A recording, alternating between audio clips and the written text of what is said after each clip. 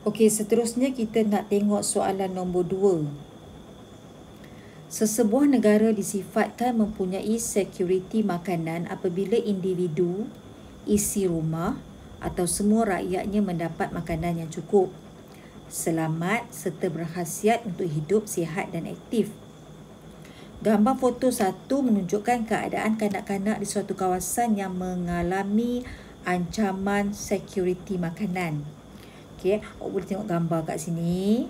Tengok budak-budak ni makan dalam keadaan yang kita nampak persekitaran yang tak bersih, kan? Bolehlah kita katakan mereka ini berada dalam keadaan kelaparan ataupun kebuluran. Okey.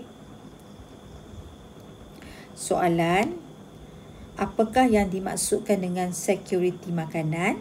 Soalan 2A boleh refer dalam buku teks. Okey, awak cari dalam buku teks, terus dalam buku teks ada. Nombor 2B, ramalkan salah satu masalah kesihatan yang mungkin dialami oleh kanak-kanak di kawasan tersebut.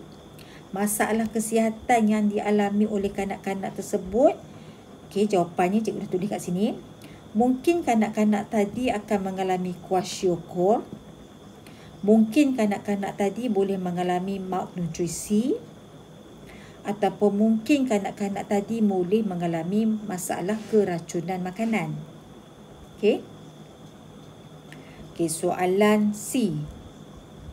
Pada pendapat anda, apakah penyebab kepada ancaman sekuriti makanan di kawasan tersebut? Apa sebab berlakunya kebuluran di sini? Apa sebab mereka ni tak cukup makanan? Okey. Jawapannya boleh pelbagai. Okey, yang pertama, mungkin kawasan mereka ini, negara mereka berlakunya peperangan menyebabkan bekalan makanan tak sampai. Yang kedua, mungkin disebabkan pergolakan politik yang tidak stabil. Okey. Yang ketiga, mungkin taraf hidup yang rendah. Mungkin mereka ini miskin, tak mampu nak beli makanan yang berkhasiat dan mencukupi. Dan yang keempat, mungkin persekitaran yang tidak bersih menyebabkan makanan mudah tercemar. Okey. Ini adalah soalan untuk jawapan untuk C. Okey, soalan D. Melalui dasar agro makanan negara, bincangkan tanggungjawab kerajaan bagi mengatasi masalah yang dihadapi oleh kanak-kanak di kawasan tersebut. Apa yang sepatutnya pihak kerajaan buat? Okey, yang pertama, kerajaan boleh melancarkan program pendidikan di sekolah-sekolah untuk membimbing kanak-kanak itu memilih diet yang sihat.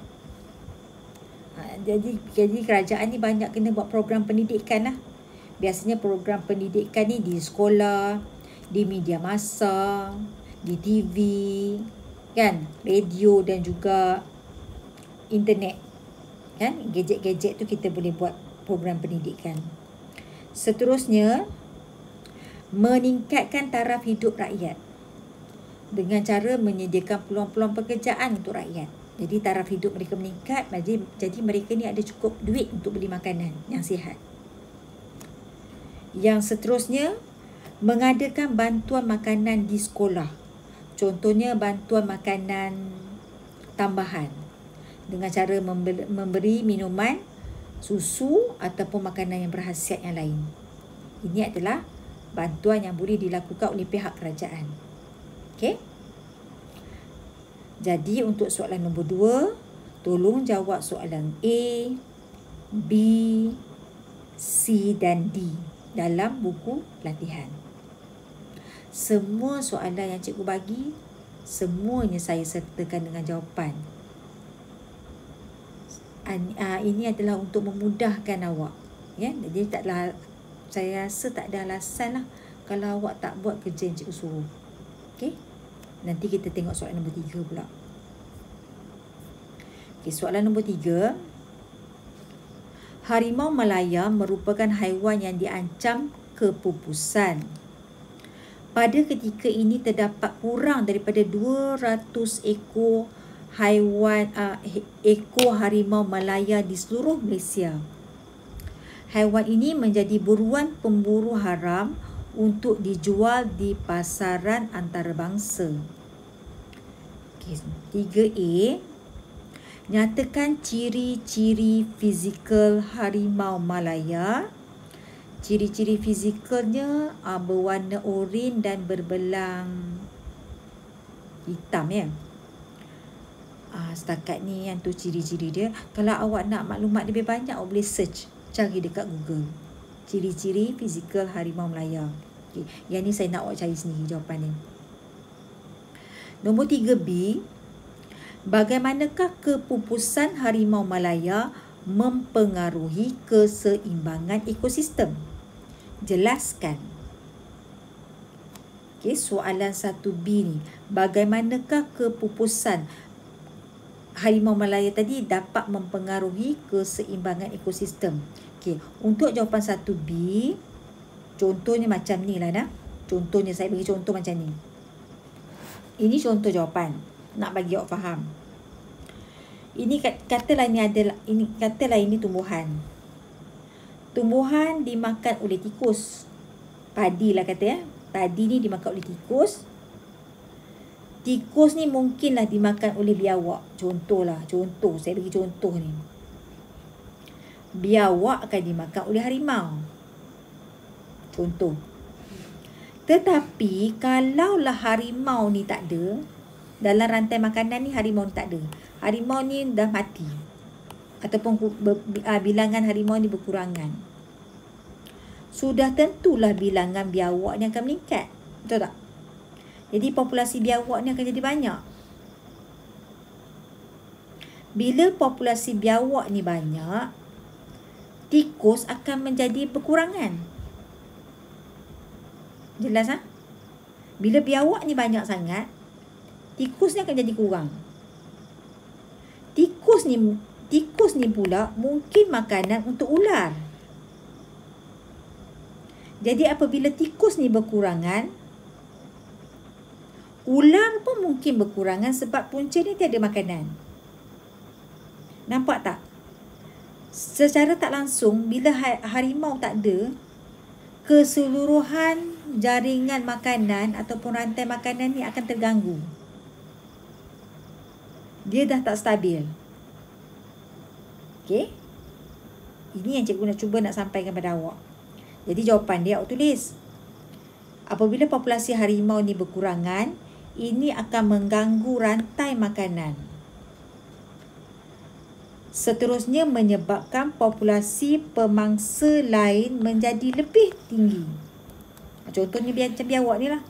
Pemangsa lain ni menjadi lebih tinggi. Bila biawak ni jadi lebih tinggi, bila bilangan biawak ni banyak, tikus akan jadi kurang. Tikus ni pula kebetulan makanan untuk ular. Jadi bila tikus ni berkurang, ular pun akan menjadi berkurangan sebab kekurangan makanan. Okey? Inilah caranya macam mana boleh terganggunya keseimbangan ekosistem. Saya harap awak jelas. Okay, kita tengok pula soalan yang 3C. Selain pemburuan haram, ramalkan faktor lain yang menyebabkan kepupusan harimau Malaya. Ini disebabkan selain daripada pemburuan haram, mungkin masalah penebangan hutan untuk tujuan pertanian, perumahan dan juga pembangunan infrastruktur seperti nak buat jalan raya kan, jambatan. Ini menyebabkan haiwan ini tiada habitat dan makanan. Disebabkan aktiviti penebangan hutan secara berleluasa. Jadi haiwan ni tak ada tempat tinggal dan kehilangan sumber makanan. Okey, soalan 3D. Apakah langkah-langkah pemeliharaan dan pemuliharaan yang boleh dilakukan oleh pihak Jabatan Perlindungan Hidupan Liar dan Taman Negara Perhilitan bagi mengatasi masalah kepupusan harimau Malaya? Untuk soalan 3D, Jawapannya ada kat sini. Semua saya dah carikan jawapan untuk awak. Awak cuma salin saja. Yang pertama, kerajaan perlulah menguatkuasakan undang-undang kepada aktiviti aktiviti pembalakan haram. Yang kedua, mewujudkan hutan simpan.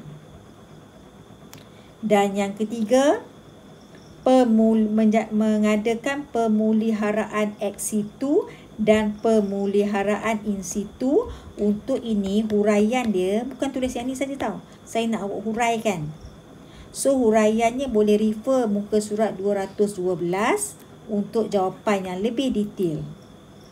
Buku teks muka surat 212. Jadi dengan ini kita dah jawab soalan nombor 3. Jadi untuk soalan nombor 3, jawablah 3A, 3B, 3C dan 3D. Okey.